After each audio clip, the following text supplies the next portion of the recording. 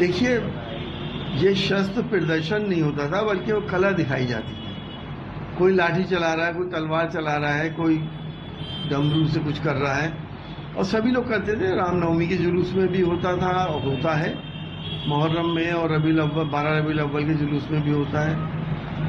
सैकड़ों साल की ये परंपराएं हैं, और मेरी नॉलेज में नहीं है कि इसमें कोई मारा गया हो या इससे कोई अशांति पैदा की गई हो। अभी तक मेरी नॉलेज में तो है नहीं, लेकिन फिर भी अगर सरकार तो सरकार है, कुछ सोच समझ के लगाई होगी। वो पाबंदियां सब पे बराबर लगनी चाहिए। सरकार का मंशा तो सबके बराबरी का पाबंदी का होता है, लेकिन जमीन के ऊपर कुछ और मामलात होते हैं। लोगों को ये एहसास होता है कि हमारे ऊपर पाबंदी हो गई, लेकिन दूसरा ये काम कर रहा है। आपने बहुत जगह देखा है, और होता भी है। तो जब डिससेटिस्फेक्शन होता है, लोग मुतमईन नहीं होते, वहीं से अनरेस्ट शुरू होता है। तो हमारा तो कहना यह है कि जो भी सरकार अपने आदेश लागू करे, इस बात को भी तय करे कि ये सब पे बराबर होना चाहिए, किसी पे कम या किसी पे ज़्यादा नहीं होना चाहिए। लेकिन मुहर्रम के जुलूस के अंदर हमारे शिया भाई लोग छुरी का मातम करते हैं, जंजीर का मातम करते हैं, और ये परंपराएं सैकड़ों साल पुरानी हैं, और ये सिर्फ हिंदुस्तान, पाकिस्तान और बांग्लादेश में होती हैं, और कहीं होती भी नहीं है। तो ये परंपराएं अगर उनकी चली आ रही हैं, वो किसी को नुकसान नहीं पहुंचा रहे हैं, तो इसको रोकना मुनासिब नहीं है।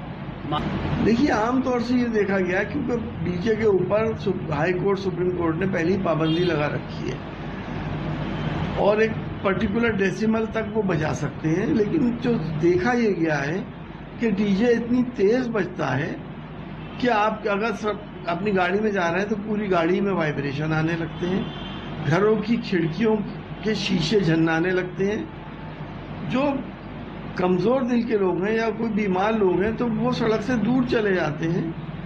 मेरी क्लिनिक पे अगर मरीज बैठा है जो सड़क के ऊपर है, और जब वो यात्रा निकलती है तो वो लोग अंदर की साइड में चले जाते हैं कि हमारा दिल घबरा रहा है। तो ये अच्छी बात है कि उसमें डेसिमल तय कर दिए जाएं।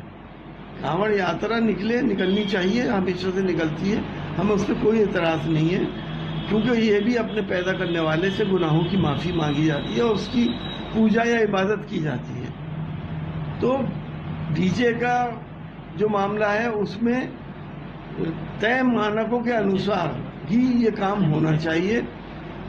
ऐसा ना महसूस हो किसी को कि आदेश कुछ है और ज़मीनी हकीकत कुछ है। सरकार को इसको सुनिश्चित करना चाहिए। आरएसएस से जुड़े एक देखिए, आरएसएस तो पिछले 70 साल से मुसलसल डरा रही हिंदू भाइयों को ये कह के कि 50 साल बाद मुसलमान बहुसंख्यक हो जाएंगे। ये पॉलिटिकल बयान है, राजनीतिक बयान है, क्योंकि 4-5 प्रदेशों में चुनाव होने जा रहे हैं। अभी तक तो मुसलमान बहुसंख्यक हुए नहीं, 76 साल हो चुके, और मुसलमानों का फर्टिलिटी रेट भी कम हो रहा है।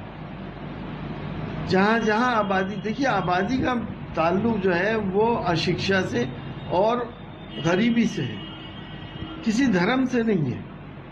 हर धर्म में जो लोग अशिक्षित हैं या बहुत गरीब हैं, उनके यहाँ देखा गया है कि उनके यहाँ आबादी बहुत ज़्यादा होती है, बच्चे ज़्यादा पैदा होते हैं। एक कोई मुसलमान ऐसा मुझे दिखा दिए इस नई जनरेशन का जो शिक्षित भी हो और अच्छे स्टेटस का हो और वो फैमिली प्लानिंग ना कर रहा हो। ये तो सब भड़काने वाली बातें हैं। हम इस बात को जानते हैं कि ये ज़रूर है कि अब सैचुरेशन पॉइंट आ गया। बड़ी आबादी कोई अभिशाप नहीं है, बड़ी आबादी एसेट है हमारे देश का।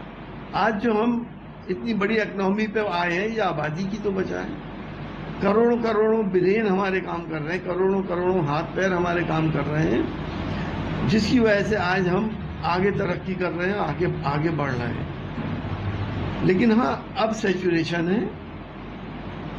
अब रिसोर्सेज और आबादी में कहीं डिस्पैरिटी ना हो जाए, उसके लिए सबसे ज़्यादा ज़रूरी ये है कि सरकार प्रत्येक व्यक्ति को शिक्षित करे।